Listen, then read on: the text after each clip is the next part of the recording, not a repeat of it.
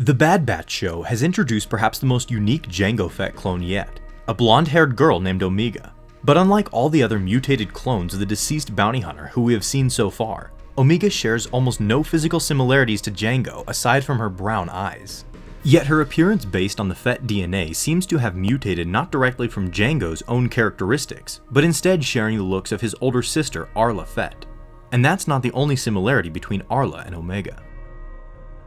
Arla Fett was the slightly older sister of Jango, and like her younger brother, she would have her world turned upside down when their family was caught in the middle of the Mandalorian Civil War. Yet unlike Jango, who was taken in by the true Mandalorian side of the conflict, Arla was instead kidnapped by their enemy, the Death Watch.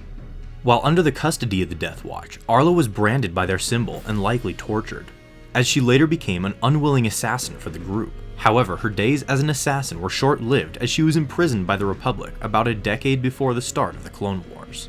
Likely from both the traumatic experiences of losing her family and imprisonment by the Death Watch, Arla displayed signs of insanity and was transferred to a Republic mental institution, where she was put under suicide watch.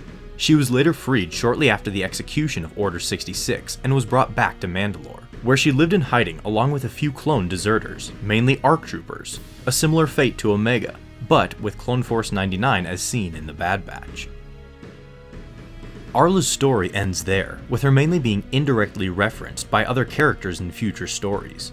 Nonetheless, it's interesting to see there being a Fett that shared the same characteristics as Omega, who shares little to none to Jango. Let us know what you think of Omega and the Bad Batch show so far, as well as any theories as to where you think the story will go.